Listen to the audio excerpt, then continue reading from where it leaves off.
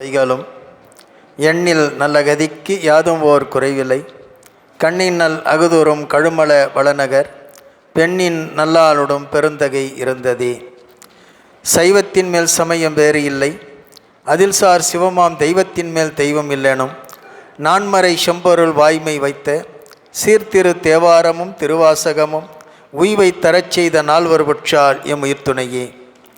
குருவருளையும் திருவருளையும் மனமொழி மெய்களால் நினைந்து போற்றி மீண்டுமாக இந்த பிற்பகல் வேளையிலே ஷோலிங்கர் சைவ சித்தாந்த வாழ்வியல் பயிற்சி மையம் நடத்துகின்ற திருமந்திர தொடர் வகுப்பு திருப்பத்தூர் கிளை மையம், திருப்பத்தூர் சிவமடத்தில் குழுமியிருக்கின்ற அமைப்பாளர் உள்ளிட்ட அத்துணை அன்பர் பெருமக்களுடைய மலரடிகளை எல்லாம் மனமொழி மிகளால் வணங்கி மகிழ்கின்றேன். சிவாய நம. அன்பர் பெருமக்களே, இந்த உணவு இடைவேளைக்கு முன்னதாக ராசசக்கரம் என்று சொல்லப்படுகின்ற பேரம்பல பெருஞ்சக்கரத்தை நாம் சிந்தித்து கொண்டிருந்தோம். அந்த 25 அறைகளில் 51 எழுத்துக்களை எப்படி அடைக்க வேண்டும் என்ற செய்தியை நாம் விரிவாக ஒரு 4 திருமந்திரங்களின் வாயிலாக சக்கர அமைப்பை பற்றி சிந்தித்தோம். இப்படி அந்த பேரம்பல பெருஞ்சக்கரத்தை அமைத்து அதை எப்படி வழிபாடு செய்ய வேண்டும் என்கிற செய்தியை நம்முடைய திருமூலர் மிக அற்புதமாக உங்களுடைய புத்தகத்தில் எத்தனையாவது பாட்டு அப்படின்னு சொன்னால் 928வது பாட்டு. அதில் பேர் பெற்றது மந்திரம். என்ன மந்திரம்? மூல மந்திரம். பின்னது சோறுற்ற சக்கர வட்டத்துட் சந்தியில் நேர் பெற்றிருந்திட நின்றது சக்கரம் ஏற்பெற்றிருந்த இயல்பு இதுவாமே என்று பேசுகிறார். அதாவது சிவமூல மந்திரம் என்று சொல்லக்கூடிய சிகார வகாரங்கள், அதாவது சிவசிவ என்று சொல்லுகின்ற அந்த மந்திரம், அந்த மந்திரத்தை சோறுற்ற சக்கர வட்டத்துட் சந்தியில், சோறுற்ற அப்படின்னு சொன்னால் பொதுவாய் நின்ற அந்த சக்கரத்தினுடைய அந்த வட்டத்தில், இந்த சதுரத்திற்கும் வட்டத்துக்கும் உள்ளே அதுக்கு இடையில் இருக்கின்ற அந்த சந்தி அறைகளில் இந்த எழுத்துக்களை அமைக்க வேண்டும் என்று நாம் அந்த பேரம்பல பெருஞ்சக்கரத்தினுடைய அமைப்பு முழுக்கவே அதை பற்றி சிந்தித்தோம். அந்த படத்துலேயும் போட்டு காட்டினோம். அந்த அமைப்பில் 5 எழுத்தை சொல்லி நாம் என்ன செய்ய வேண்டும் சொன்னால் இந்த சக்கர வழிபாட்டை மேற்கொள்ள வேண்டும் என்று சொல்லுகிறார். இப்போ இந்த எந்த சக்கரமாக இருந்தாலும் முதல்ல அதுக்குரிய மந்திரங்கிறது 5 எழுத்து மந்திரம்தான். அதற்குரிய மந்திரங்கிறது எது? 5 எழுத்து மந்திரம்தான். சக்கரம் எதுவாக இருந்தாலும் மந்திரம் எது? 5 எழுத்து தான். என்ன, அதனால தான் நாம் திரும்ப திரும்ப வலியுறுத்தி சொல்கிறோம், சக்கரத்துக்கு அதிக முக்கியத்துவம் கொடுக்கறத விட 5 எழுத்து மந்திரத்துக்கு நாம் முக்கியத்துவம் கொடுத்து அந்த 5 எழுத்தை நாம் இடைவிடாது கணிக்க வேண்டும் என்பது தான் நம்முடைய நோக்கம். அந்த வகையில் இந்த சக்கரத்தில் பேரம்பல பெருஞ்சக்கரத்தை நாம் நிறைவு செய்திருக்கின்றோம். அதற்கு அடுத்ததாக சிவசக்கரம் என்று சொல்லப்படுகின்ற ஒரு சக்கரம், அது உங்கள் புத்தகத்தில் 987 8 வரையின் மேல் 8 வரை கீறி இட்ட நடுவுள் இறைவன் எழுத்து ஒன்றில் வட்டத்திலே அரை 48 இட்டு சிட்டு 5 எழுத்தும் செபி சீக்கிரமே. தானவர் சிட்டர் சதுரர் இருவர் ஆணையும் மூவரோடு ஆற்ற அராதிகள் ஏனை 15 விந்துவும் நாதமும் சேனையும் செய் சிவசக்கரம் தானே. இந்த சிவசக்கரத்தை எப்படி அமைக்கணும் என்று இந்த பாட்டிலே சொல்லுகிறார். 8 வரையின் மேல் 8 வரைக்கீரி என்று சொல்லுகிறார். அப்போது இப்படி ஒரு 8 கோடு, இப்படி ஒரு 8 கோடு, படுக்கையில் ஒரு 8 கோடு, நெடுக்கில் ஒரு 8 கோடு போட்டோம்னு சொன்னால் மொத்தம் நமக்கு 49 அறைகள் வரும். எத்தனை அறைகள் வரும்? 49 அறைகள் வரும். எல்லாம் இருக்கும் பாருங்க. சிவசக்கரம் எடுங்க. அது இல்லை, அது இல்லை, அது ஏரோலி சக்கரம். இதுதான். வர முடியுமா? அதை நீங்கள் என்ன பண்ணியிருக்கணும், முதல்லையே முடிவுபடுத்திருக்கணும். இப்போ நீங்கள் இந்த உணவு இடைவேளை முடிச்சதில்லை, அப்போ பண்ணியிருக்கீங்கன்னா நல்லா இருந்திருக்கும். பாருங்கள், இதை தெரியுதான்னு கேளுங்க. இவ்வளோ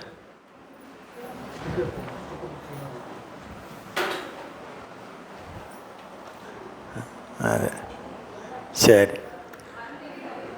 இப்போது இந்த 8 கோடு, குறுக்கு 8 கோடு, நெடுக்க 8 கோடு, புரியுதுங்களா? அது இந்த கோடு போட்டுடலாமா? அப்படியே போட்டுறீங்களா? போடுங்க.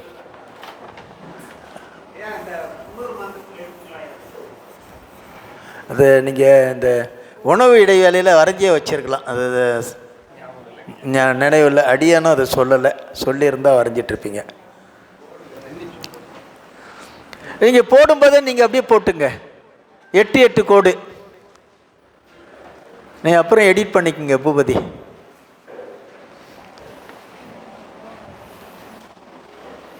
இப்போ நீங்கள் எத்தனை கோடு போடணும்னு சொல்லியிருக்கு? 8 கோடு, புரியுங்களா? இப்போ 8 கோட்டில் மேலே பாருங்க, வெளிவட்டத்தை விட்டுடுங்க. வெளிவட்டத்தை விட்டுட்டு அதுக்கு அடுத்து உள்வட்டத்தில் சிவைய நம மாவில் முடியுதுங்களா? அதுக்கு அடுத்த வட்டம் மாவில் தொடங்கி ம சிவ ய ந, ம சிவ ய ந. நாவில் முடிஞ்சிருக்கா? அடுத்தது நமசிவய, 3வது வரிசையில்.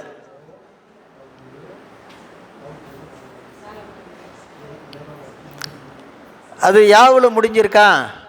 4வது வரிசையில் ய ந ம சிவ. வாவில் முடிஞ்சது வ ய ந ம சி.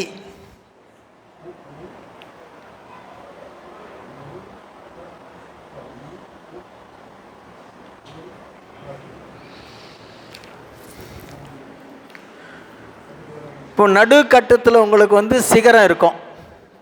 நடுக்கட்டத்தில் சிகரம் இருக்கும். அந்த கோணத்தில் பார்த்தீங்கன்னு சொன்னால் மேலிருந்து கீழே வரைக்கும் சிகரமே வரும். கோணத்தில்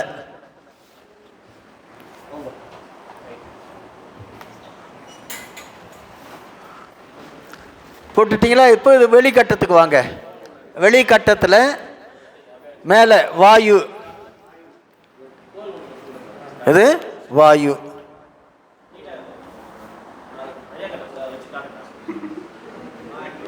வேண்டாம் அப்படியே பண்ணுங்க. வாயு. அதுக்கு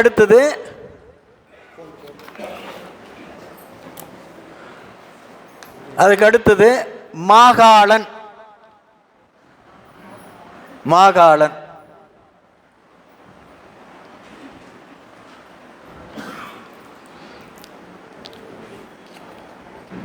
அதுக்கடுத்து பிருங்கி. பிருங்கி வரிசையா பி ரூ போட்டிருப்பாங்க இல்லையா, அது பிருங்கி. நீங்கள் முழுசாக எழுதிக்கிட்டாலும் சரி அல்லது சுருக்கமாக எழுதிக்கிட்டாலும் சரி.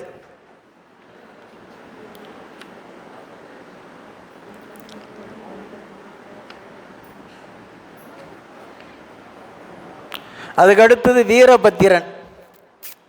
வீரபத்திரன்.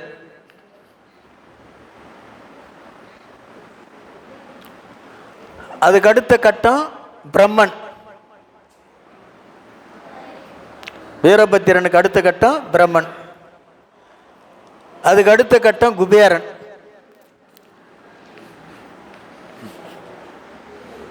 அதுக்கு அடுத்து மூளையில் இருக்கிற கட்டம் ஈசானன்.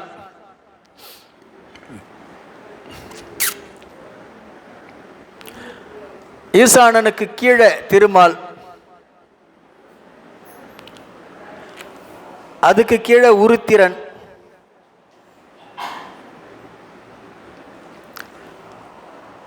அதுக்கு கீழே மகேஸ்வரன், அதுக்கு கீழே சதாசிவன்,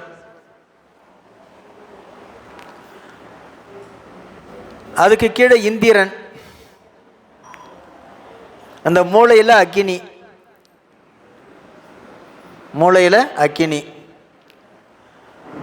அக்கினிக்கு பக்கத்தில் விந்து, அதுக்கு பக்கத்தில் நாதம், அதுக்கு பக்கத்தில் சண்டன்,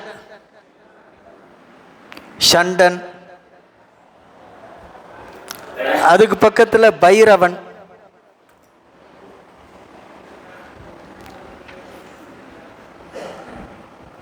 பைரவனுக்கு பக்கத்தில் யமன்,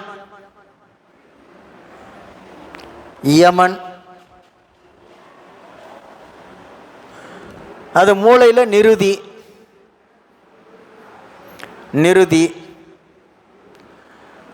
நிருதிக்கு மேலே கணநாதன் அல்லது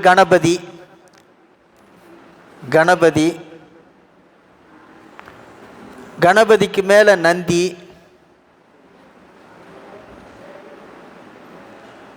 நந்திக்கு மேலே இடபன்,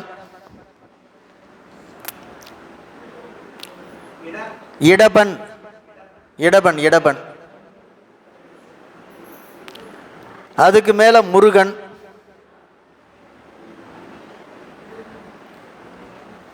நிறைவா வருணன். இதை சுற்றி 24 கட்டம் இருக்கும். மாகாளன்,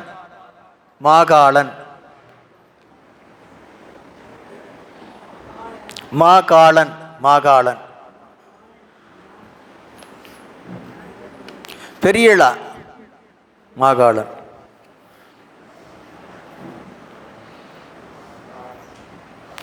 புட்டிங்களா? இது சிவச்சக்கரம்னு பேர்.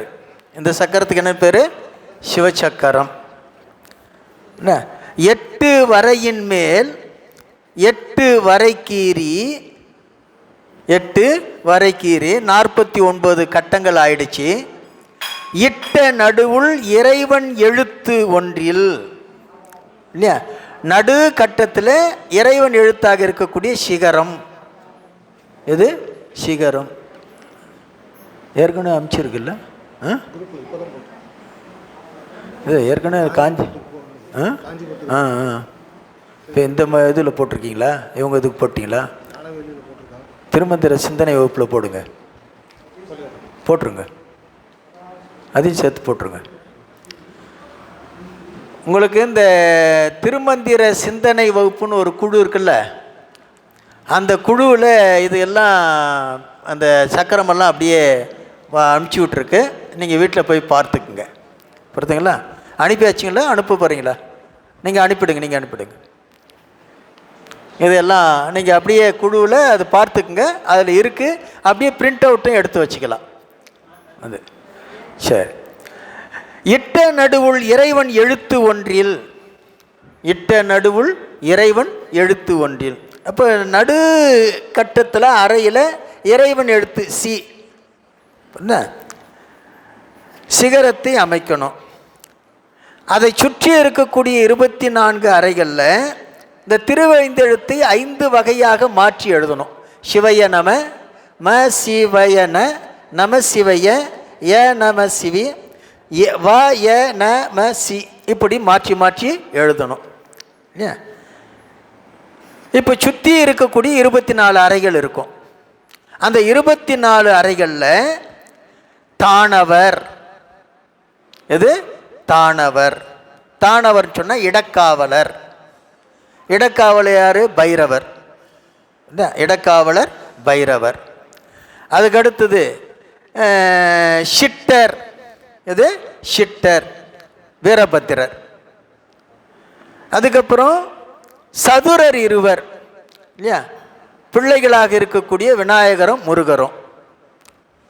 அதுக்கு அடுத்தது ஆணையும் மூவரோடு ஆற்ற அராதிகள் இல்லையா, இவங்களோட யார், உருத்திரர், அதுக்கப்புறம் சதாசிவர், மகேசர், திருமால், பிரம்மா, இவர்களோடு ஏனை 15 விந்துவும் நாதமும் இல்லையா. இப்போ விந்து நாதம் மற்ற 15 பேர் யார், அவங்க யாருன்னா சேனையும் பரிவாரங்கள், அவங்கெல்லாம் யார், பரிவாரங்கள். இப்படி பரிவாரங்கள் எல்லாம் சூழ 24 பேர் அவங்களுக்குரிய எழுத்தை 24 கட்டத்தில் போடணும். அதுதான் இப்போ நாம் சொன்ன 24 பேரும். இப்படி அமைக்கின்ற சக்கரம் சிவசக்கரம் தானி. இதுதான் என்னது, சிவசக்கரம் என்று பேசுகிறார். இப்படி இந்த சிவசக்கரத்தை அமைத்து வழிபாடு செய்வதற்குரிய மந்திரம் என்ன, என்ன மந்திரம்? 5 எழுத்து மந்திரம் தான். எந்த சக்கரம் போட்டாலும் மந்திரம் இது 5 எழுத்து தான். புரியுதுங்களா? ஆகவே 5 எழுத்து மந்திரம் தான் அதுக்குரிய மந்திரம். அந்த 5 எழுத்தை நாம் கணித்து என்ன செய்யணும்னு சொன்னால் சக்கர வழிபாடு செய்ய வேண்டும் என்று சொல்லுகிறார். அதற்கு அடுத்தது உங்களுக்கு பின்னாடி வருகிறது இந்த ஏர்வழி சக்கரம். இருந்தாலும் இந்த சக்கரத்தோடு சேர்த்து அதையும் நாம் சிந்தித்து விட்டு செய்யலான்னு நினைக்கிறேன்.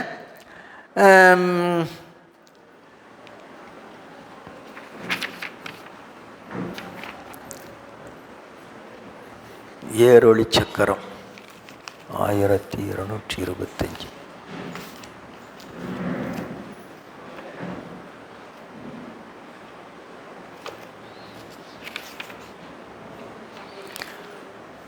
உங்கள் புத்தகத்தில் எத்தனையாவது பக்கம்னா 211வது பக்கத்தில் 1255வது திருமந்திரம், 1255வது திருமந்திரம் ஏரொளி சக்கரம். ஏரொளி சக்கரம்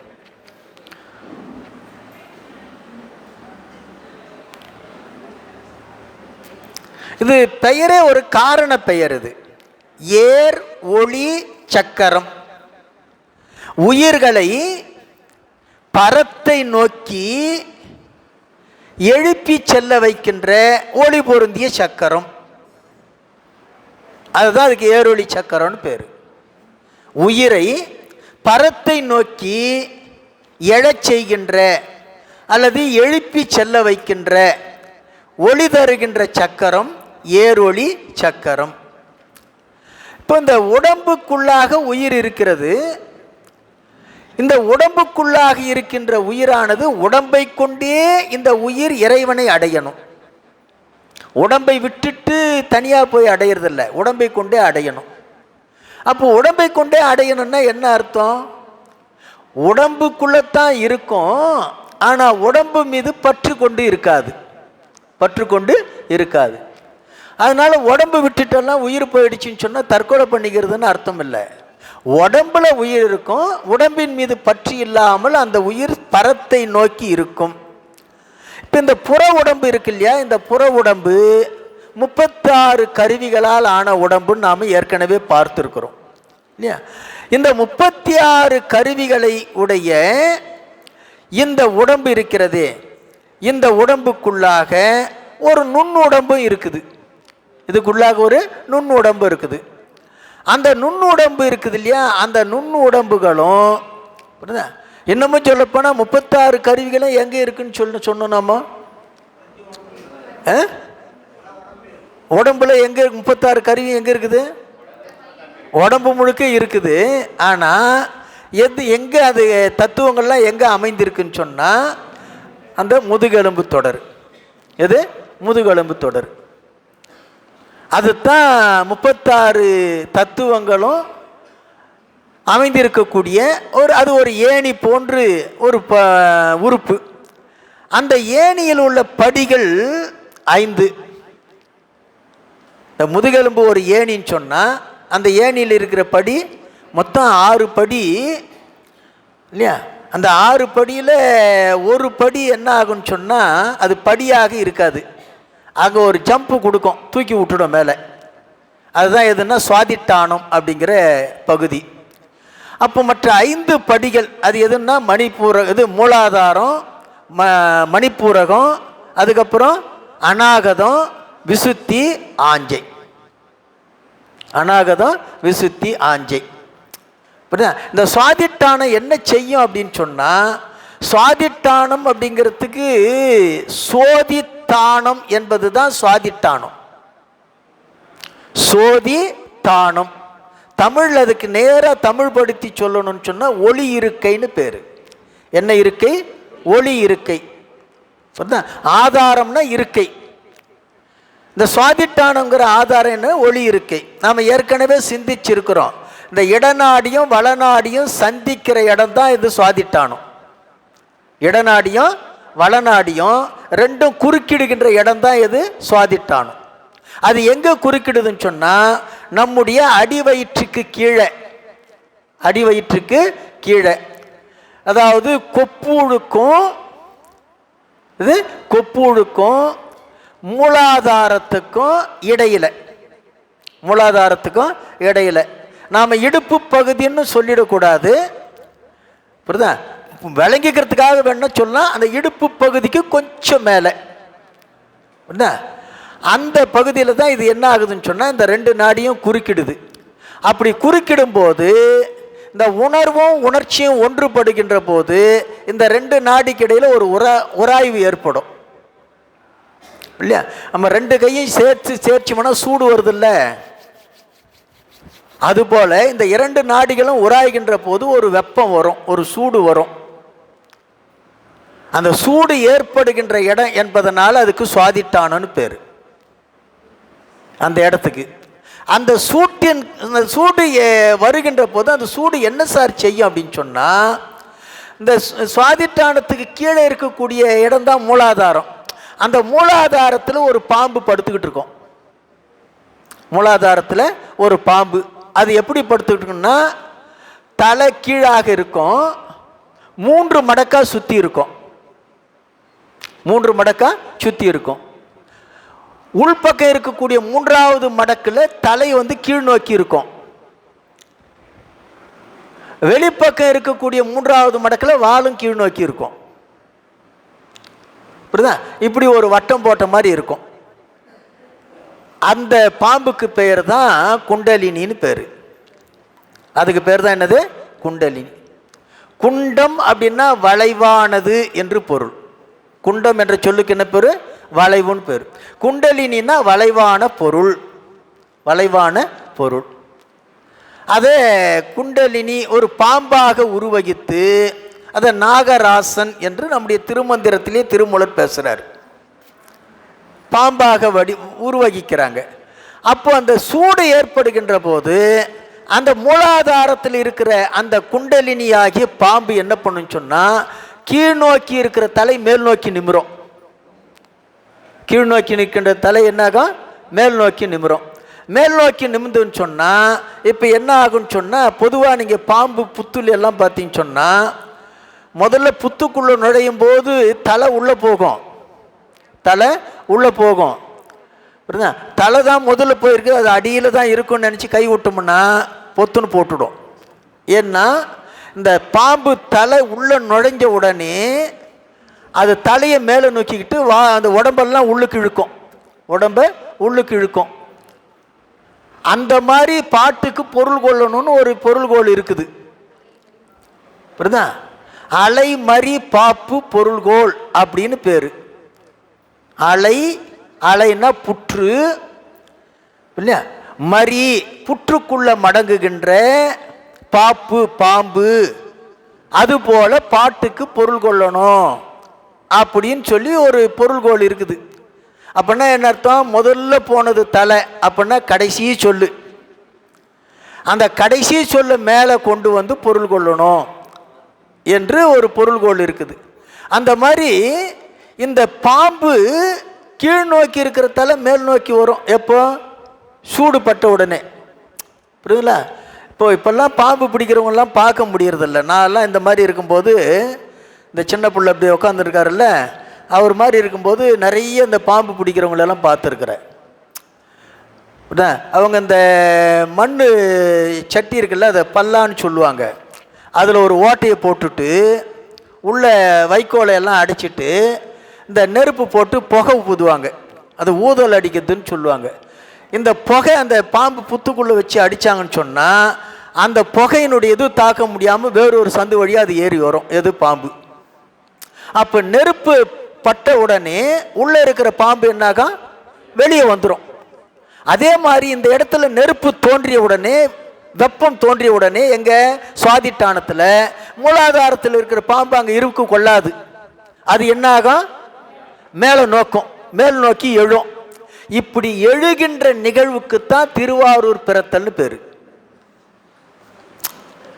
மூலாதாரத்தில் இருக்கின்ற அந்த பாம்பு மேல் நோக்கி எழுகுது பத்தியா, அப்படி எழுகின்ற அந்த நிலைக்கு பெயர் தான் என்னன்னு பேரு? திருவாரூர் பிறத்தல். அப்போ எப்போ திருவாரூர் பிறக்கும் அப்படின்னா, உணர்வும் உணர்ச்சியும் ஒன்றாகின்ற போது, இடகளையும் பிங்களையும் ஒரே மாதிரி நிற்கின்ற போது, அந்த உராய்வின் காரணமாக ஏற்படுகின்ற வெப்பத்தினால் மூலாதாரத்தில் இருக்கக்கூடிய அந்த உயிராற்றல் அது மேலேழும். அப்படி எழுகின்ற போது அங்கிருந்து என்ன பண்ணு? நெருப்புல விழுமாது, என்ன விழாது. அப்படியே ஜம்ப் பண்ணி எங்க வந்து நிற்கும்னா மணிப்பூரகத்தில் வந்து நிற்கும். எங்க வந்து நிற்கும்? மணி. அப்ப எழுப்பி விட்டது சுவாதிட்டானோ, எழுப்பி விட்டது சுவாதிட்டானோ. எழுந்தது எங்க? மூலாதாரத்தில் இல்லையா? மூலாதாரத்தில் எங்கேக்கு வந்து நிற்குது? மணிப்பூரகத்துக்கு வந்து நிற்குது. மணிப்பூரகத்துக்கு வந்து நிற்குது. அப்போ இருக்கை என்பது 5: மூலாதாரம், மணிப்பூரகம், அதுக்கப்புறம் அநாகதம், விசுத்தி, ஆஞ்சை. இந்த 5ம் 5 படிகள். இந்த 5ம் எத்தனை படிகள்? 5 படிகள். இந்த 5 படிகளாக இருந்து இந்த ஓங்காரத்தை இயக்கக்கூடிய அந்த ஒளி இருக்கிறதே, அது எங்க இருக்குன்னா சுவாதிட்டானத்தில் இருந்து இயக்குகிறது. இப்போ இது எல்லாம் என்ன ஆகுன்னா அட்டாங்க யோக பயிற்சி. அட்டாங்க யோக பயிற்சி அது கூட ஒழுங்காக செய்கின்ற அட்டாங்க யோகம். எல்லா அட்டாங்க யோகத்திலையும் என்ன ஆகாது? இந்த உயிராற்றல் மேலே எழாது. உயிராற்றல் மேலே எழாது. இப்போ குண்டலினி யோகா பயிற்சின்னே ஒரு பயிற்சி நடத்துகிறாங்க, நம்ம மனவளக்கலை மன்றத்தின் மூலமாக நடக்குது. அது எல்லாம் வந்து முழுமையானதா என்று சொன்னால் அது முழுமையானது என்று சொல்லிவிட முடியாது. என்ன? குண்டலினி ஆற்றல் என்பது ஏறணுமே தவிர ஏற்றக்கூடாது. ஏறணுமே தவிர ஏற்றக்கூடாது. ஏற்றினால் இறங்கும், ஏறினால் இறங்காது. ஏற்றினால் இறங்கும், ஏறினால் இறங்காது. அது தானா ஏறணும், தானா ஏறணும். அப்போ தானா ஏறிங்க அந்த ஆஞ்சை நடுவுக்கு வந்து நிற்கிற இந்த நிலையில இந்த ஆன்மா இங்க வந்து நிற்க, உயிராற்றல் இங்க வந்துடுச்சு. அப்போ அங்கிருந்து கீழே இறங்காது, கீழே இறங்காது. அந்த நிலையிலேயே இருக்கும் இந்த ஆன்மா. அப்படி இருக்கக்கூடிய நிலை தான் ஜீவன் முக்தி நிலை. அந்த நிலை தான் என்னது? ஜீவன் முக்தி நிலை, பரத்தையே பார்த்து கொண்டிருக்கின்ற நிலை. அப்ப ஏதேனும் ஒரு நிலையில் அது என்ன பண்ணுன்னு சொன்னா, அங்கிருந்து படிப்படியா மேலே ஏறி சகசிராரத்துக்கு வந்து அங்கிருந்து ஒரு 12 அங்குலம் கடந்து மீதானத்தில் இருக்கக்கூடிய பெருமாண்டிய திருவடியை அடையும். இதுதான் உயிரினுடைய வளர்ச்சி நிலை, மேலே ஏறி செல்லுகின்ற நிலை இல்லையா? அந்த நிலையைத்தான் இந்த ஏரொளி சக்கரம் நமக்கு விளக்குகிறது. அதுதான் நமக்கு இந்த நிலையை விளக்குகிறது. எத்தனை கட்டம் போட்டிருக்கோம் பாருங்க இங்க ஏரொளி சக்கரத்தில். எத்தனை கட்டம்? 16 கட்டம் இல்லையா? ஏன் 16 கட்டம் போட்டு இருக்கிறோம்? ஏன் 16 கட்டம் போட்டிருக்கோம்? உயிரெழுத்துகள் 16. உயிரெழுத்துகள் 16. அது மட்டும் இல்லை, இங்கிருந்து பெருமாண்டிய திருவடிக்கு போகிறதுக்கான அந்த கலை இருக்கு பார்த்தீங்களா, அதுக்கு பேர் சோடச கலா பிராசாத யோகம்னு பேர். சோடச கலா பிராசாத யோகம். அதாவது 16 கலை யோகம்னு பேர். 16 கலை யோகம்னு பேர். பிராசாத யோகம். பிராசாத யோகம்.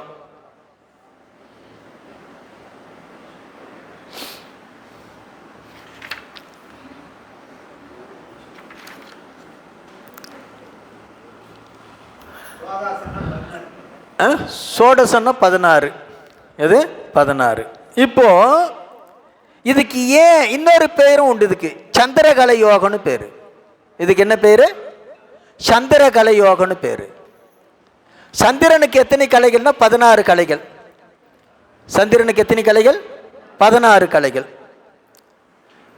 ஆகவே 16 கலைகளை உடைய, அதாவது 16 பிரிவுகளை உடைய பகுதி என்பதனால இதுக்கு சந்திரகலை யோகம் என்றும் சிவகதி தருகின்ற 16 கலை யோகம் என்றும் சொல்லுகிறோம். இப்போ உடம்பு, இந்த சக்கரமானது உடம்பினுக்கு உள்ளே இருக்கக்கூடிய உயிர். அந்த பக்குவத்திற்கு ஏற்ப நிகழும். எல்லாருக்கும் ஒரே மாதிரி நிகழும் சொல்ல முடியாது. எந்தெந்த ஆன்மா எப்படி பக்குவப்பட்டு இருக்கிறதோ அதற்கு ஏற்றாற் போல நிகழும் இல்லையா? அப்படி நிகழ்கின்ற நிலையைத்தான் இந்த 16 கலை யோகம் அல்லது சந்திரகலை யோகம் அல்லது ஏரொளி சக்கரம் வழியாக நடைபெறுகின்ற யோகம் என்றெல்லாம் சொல்லுகிறோம். இப்போ நமக்கு தமிழ் எழுத்துகள் 16, கலைகள் 16 இல்லையா? அதே மாதிரி பெருமானை அடைவதற்குரிய பிரிவுகளும் 16. அந்த வகையில் இந்த சக்கரம் அமைந்திருக்கிறது. இப்போ எப்படி ஏறணும்? அந்த அம்புக்குறி போட்டிருக்கோம் இல்லையா? கீழே இருந்து மேலே போகணும். அதுதானே ஏற்றன்றது. மேலேருந்து வந்தால் அதுக்கு பேர் என்னது? இறக்கம். கீழே இருந்தேன்னா சில புத்தகத்தில் அப்படி மாற்றி போட்டிருப்பாங்க. புரியுதா? சக்கரமெல்லாம் மாற்றி போட்டிருக்கோம். இந்த இந்த இந்த சக்கரத்தையெல்லாம் நீங்கள் பொருட்படுத்த வேண்டாம். இந்த புத்தகத்தில் இருக்கிற சக்கரத்தையெல்லாம் பொருட்படுத்த வேண்டாம். அதில் எப்படி இருக்குன்னு கூட நான் பார்க்கல. இப்போ இந்த சக்கரம் என்ன? ஆ ஆ ஈ இகர குறுக்கம். ஈ இகர குறுக்கம். மேலே புள்ளி இருந்தாலும் அது குறுக்கம். இப்போ அடுத்த படிக்கு வருகிறது. வரும்போது என்னது? ஈ ஊ உகர குறுக்கம். அதுக்கப்புறம் ஊ நெடிலு. திரும்பவும் மேலே ஏறுது. ஏறும்போது ஏ ஏ ஐ, அதுக்கடுத்தது ஐகார குறுக்கம். ஐகார குறுக்கம். அப்புறம் கடைசி படியில் ஓ ஓ ஔ ஔகார குறுக்கம். ஔ ஔகார குறுக்கம். இப்படி இந்த 16 படிகளையும் கடந்து போகணும். 16 படிகளையும் கடந்து போகணும். கடந்து போனால் தான் பெருமாண்டிய திருவடியை இந்த ஆன்மா அடையும்.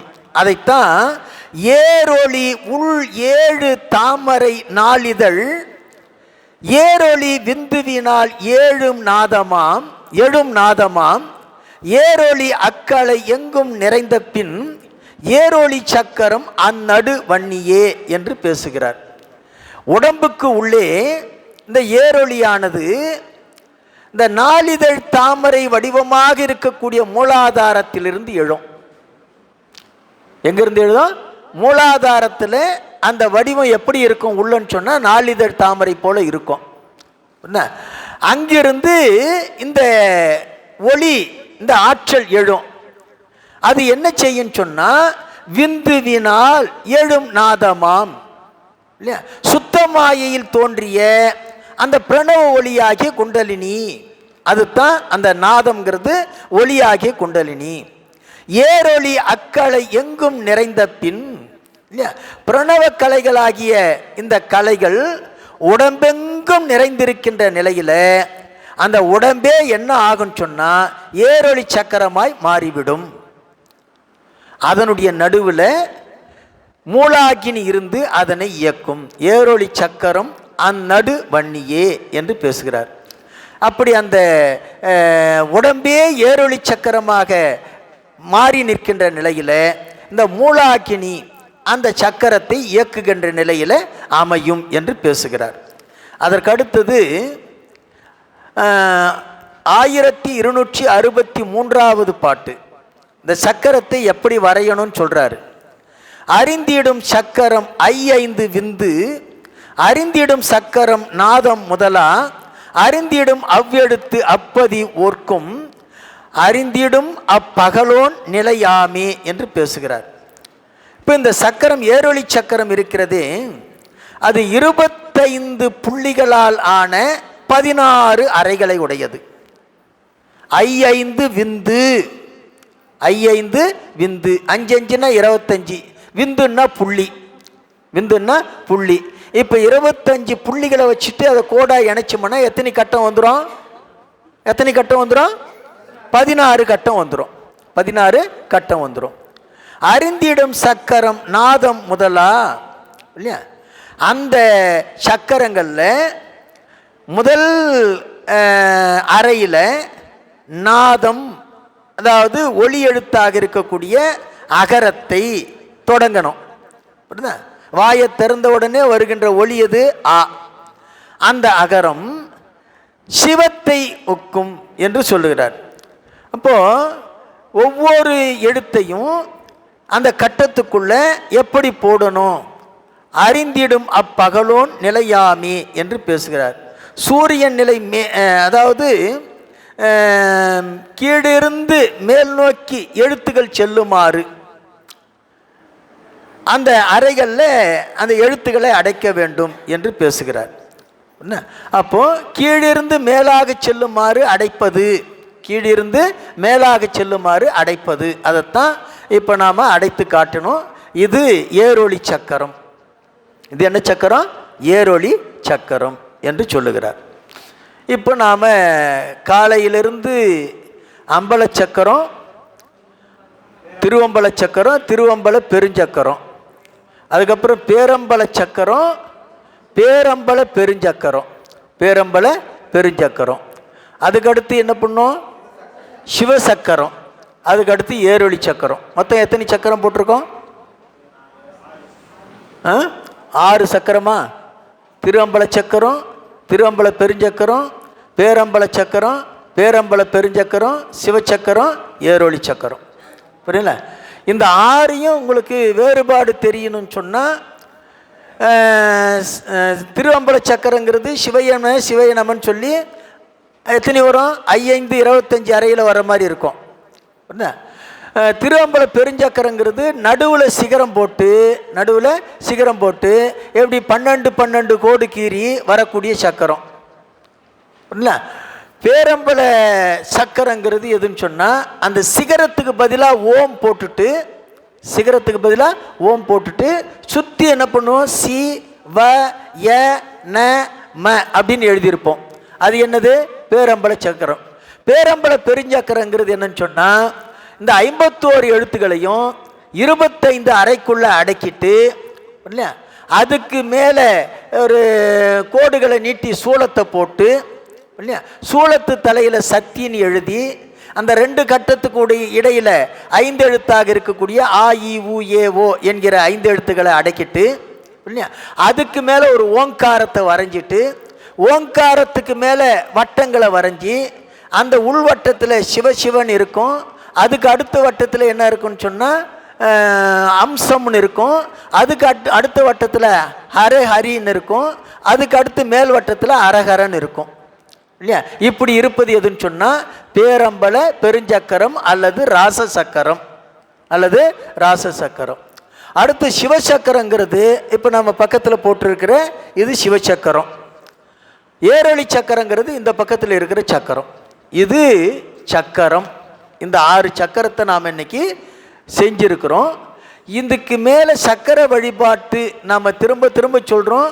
அதிகபட்சம் உங்களுக்கு திருவம்பல சக்கரம் மட்டும்தான் ஒரு வழிபாட்டுக்குரிய சக்கரமாக வைத்து கொள்ள வேண்டுமே தவிர, மற்ற சக்கரங்களை நாம் என்ன செய்யக்கூடாதுன்னு சொன்னால் வழிபாட்டுக்காக நாம் பயன்படுத்தக்கூடாது. காரணம் என்ன அப்படின்னு சொன்னால், அந்த துல்லியமாக அந்த எழுத்துக்களை உச்சரித்து அதற்குரிய மந்திரத்தோடு நம்மால் என்ன செய்ய முடியாதுன்னு சொன்னால் எல்லாராலையும் பயன்படுத்த முடியாது. அதனால் அந்த சக்கர வழிபாடு என்பது கூடாது என்று சொல்லப்படுகிறது. இப்போ அதுக்கு அடுத்ததாக அர்ச்சனை. எது? அர்ச்சனை இல்லையா? உங்கள் புத்தகத்தில்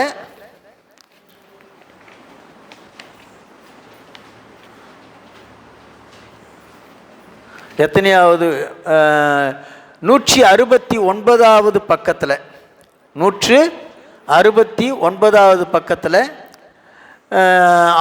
1003வது பாட்டு 1003வது பாட்டு.